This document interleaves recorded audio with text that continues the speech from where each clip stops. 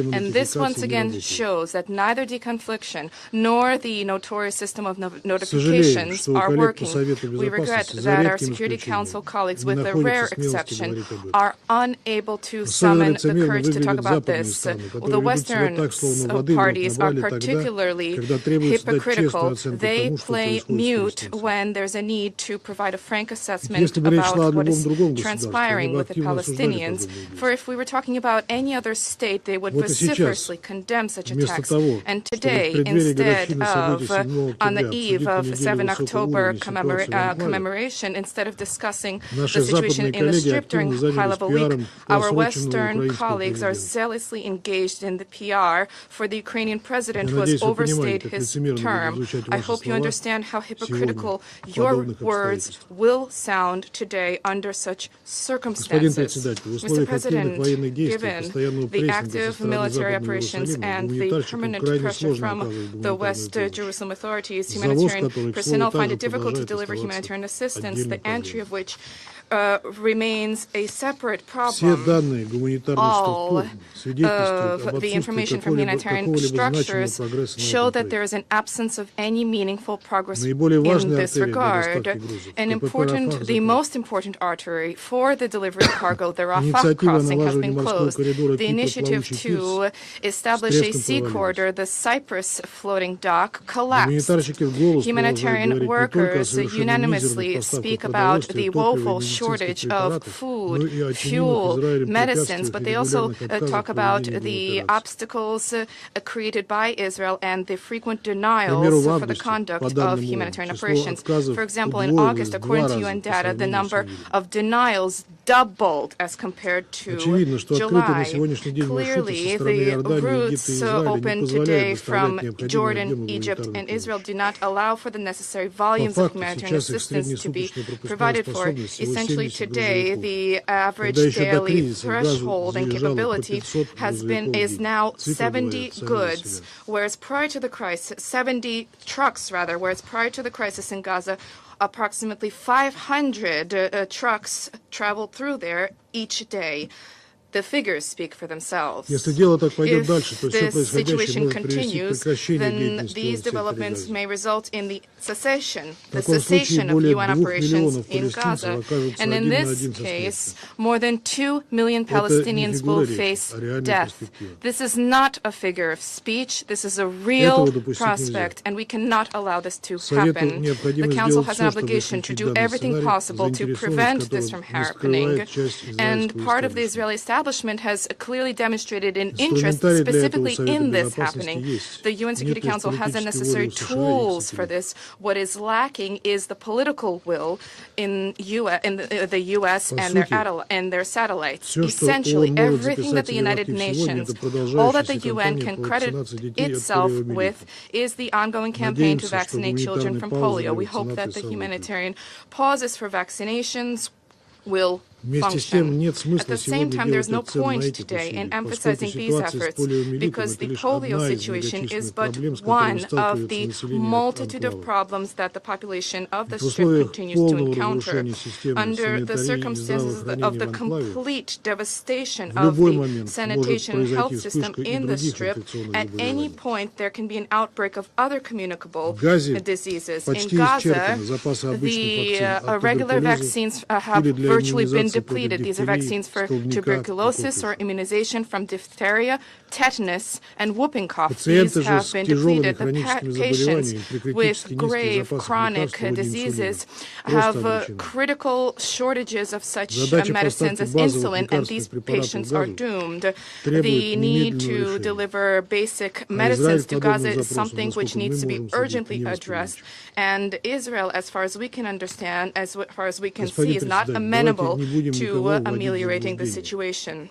Mr. President, let us not mislead anybody. Given the ongoing military operation of Israel, which has been ongoing for more than 11 months, where the U.S. is a sponsor, the adequate delivery of assistance to the population of the Strip is simply not possible. Humanitarian workers are powerless. They are defenseless in the face of Israeli strikes and who continue to inhumanely demand that they die during these strikes, whereas the Security Council for nearly a year has been walking in circles and has been unable to compel the Israeli authorities to end its punishing military machine and to stop it. Let us recall that if the UN Security Council resolution on a ceasefire, which we formally have already, if this is not being enforced, then the members of the Security Council can consider measures to ensure its implementation. For the Security Council has the relevant experience in all of the necessary leverage and means, including in the context of a peacekeeping presence in the Middle East. Colleagues, we are all perfectly cognizant of the fact that while intense military operations are underway, it is unrealistic to bank on any significant progress in stabilizing the humanitarian situation on the ground or stepping up humanitarian assistance to the people of Gaza. We need to recognize a simple fact. The problem lies not in the presence or the absence of any mechanism for delivery of humanitarian assistance. The problem lies in the absence of conditions for this due to military operations, where the Israelis are not even making any exceptions for schools or hospitals, nor exceptions provided for UN humanitarian convoys. For this reason, regardless of what is said in this chamber about humanitarian operations, the paramount objective remains to ensure the immediate and comprehensive ceasefire in Gaza. Only here, this time, we need to talk not about empty words, such as Resolution 2735, which was not viable even when it was adopted, and we talked about this on a number of occasions, but we need to focus on a real explicit demand from the Security Council. Only after this will it be possible to seriously discuss resolving the issues related to delivering humanitarian assistance to civilians. And now, as for the calls which we heard to focus on the question of rebuilding the Strip, of course, this is exceedingly important. However, this is something which is for the long term. Before we talk about the day after tomorrow, we need to understand what tomorrow will look like. And we need to give an assessment of today rather than shamefully sweeping the facts which we have at our disposal under the rug. What will remain of Gaza if the Israeli military operation continues at the current pace? And what will happen with the remaining Israeli hostages? Their fate is of no concern whatsoever to the Israeli authorities, and they have already taken the decision to sacrifice the majority of them. And this is unfortunately what we are seeing. And we hope that the membership of the Security Council will perceive will have a feeling of collective responsibility for developments in the Strip, and that we will together immediately develop the necessary measures to de-escalate and ensure that they are enforced. For now, unfortunately, we do not see this happening, and we continue to hear empty and hypocritical calls in this chamber. Thank you for your attention. I thank the representative of Russian Federation for their statement. I give the floor to the representative of France. Monsieur le Président, Mr. President, je remercie Madame Kaag pour sa présentation et surtout pour son engagement inlassable sur le terrain. La France soutient son mandat. Elle exige aussi la mise en œuvre complète et sans délai des résolutions 2712, 2720, 2728 et 2735. J'insisterai sur deux points. Premièrement, le droit international humanitaire doit être respecté par tous. La protection des travailleurs humanitaires doit être garantie en toutes circonstances.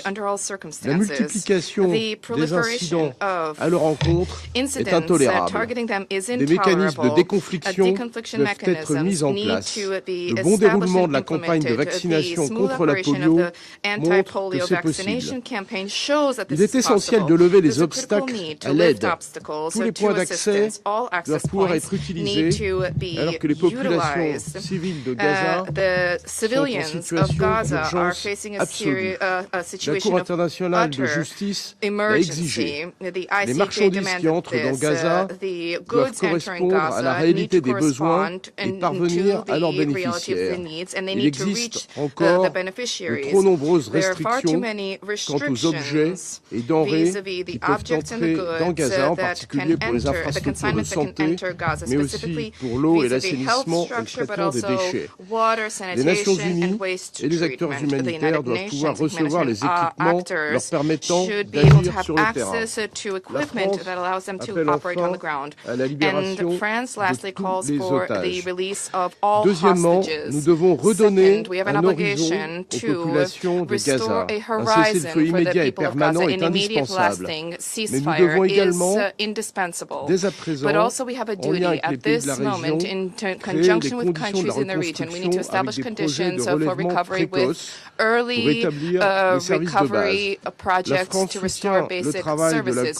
We coordinatrice support the spéciale work à of the cet special égard. coordinator Il to faudra that sans end, doute and revoir there son is mandat. without a doubt a La vie de need 2 to millions de personnes review est the en jeu. mandate. The Monsieur le lives Président, of il est urgent 2 de million parvenir à un people règlement politique are at du stake. There's an conflit urgent need to reach a israélo-palestinien. political settlement to the Seul Israeli-Palestinian l'établissement d'un conflict. État Only palestinien the unifié, establishment of a indépendant, unified, independent, viable et viable and contigu, contiguous vivant en Palestinian paix et en state, sécurité living aux in côtés peace and d'Israël, security alongside Israel, garantira will guarantee la sécurité au the Proche-Orient. security of the Une Middle East. réponse strictement A humanitaire strictly ne humanitarian suffira pas, response will not tout comme suffice, une réponse nor exclusivement will a sécuritaire. purely security Sinon, level response la crise actuelle suffice. Otherwise, recommencera the current crisis encore et will once encore. again break La out France again and continuera de again. s'engager dans France la will voie d'une remain sortie de committed crise to fondée ending sur the la solution à crisis, to a deux États. path based on a Il two-state faut en parallèle solution. des In garanties de parallel, there's a sécurité need pour les for Israéliens, security guarantees to be auxquels la provided for the France rappelle Israelis. sa solidarité à la France suite des reiterates our attaques solidarity with terroristes them du 7 in the wake octobre. of the 7 L'autorité October palestinienne terrorist a un rôle attacks. The central à jouer Palestinian dans ce Authority has a processus, central en role to play in Cisjordanie this comme à process in the Gaza, West Bank qui a and vocation in Gaza, à faire partie which de cet is État to palestinien. be Je a vous part remercie. of the Palestinian state. Thank you. I thank the representative of France for their statement. I give the floor to the representative of Sierra Leone. Thank you, Mr. President. I thank the Senior Humanitarian and Reconstruction Coordinator for Gaza, Ms. Sigrid Kaag, and Executive Director, Mr. Jorge Moreira de Silva of UNOPS, for their important briefing. As we have listened in this chamber almost every week to report about the humanitarian and security situation in the Gaza Strip, one can hardly imagine what it is like for the men, women, and children who live the harrowing, nightmarish reality of death, torture, displacement, hunger, and diseases every day. The adoption of Resolution 2720 and all other resolutions of the Council regarding the conflict in the Gaza Strip were seen as beacons of hope, particularly in underscoring, and I quote, the importance of coordination, humanitarian notification, and deconfliction mechanisms in 2712, and the need to facilitate, coordinate, monitor, and verify the expedited delivery of humanitarian assistance to the civilian population in the Gaza Strip, with the appointment of a senior humanitarian and reconstruction coordinator. Regrettably, almost a year to the current phase of the escalation of the conflict, and months after the adoption of Resolutions 2712, 2720, 2728, and 2735, their full implementation is disturbingly lacking. Violence and deliberate obstruction continue to undermine humanitarian effort. Aid workers must deal with many bureaucratic measures aimed at preventing them from accessing the devastated population in the Gaza Strip, or are outrightly denied access at checkpoints during major humanitarian deliveries. According to OCHA, the frequency of denial of access by Israeli authorities nearly doubled in August as compared to July 2024. It is also reported that persistent obstacles hampering entrance of aid vehicles through the Karem Shalom crossing are causing shortages of medical supplies throughout the Gaza Strip. It is even more alarming when humanitarian personnel themselves are subject to violent attacks contrary to international humanitarian law. In this regard, we reiterate a strong condemnation by the Secretary General of an attack on the UNRWA school serving as a shelter in Nusrat, central Gaza, that killed 6 UNRWA personnel, as well as women and children. These actions, which violate international law, including international humanitarian law, cannot be justified under any circumstances. Repeated evacuation orders are shrinking the so-called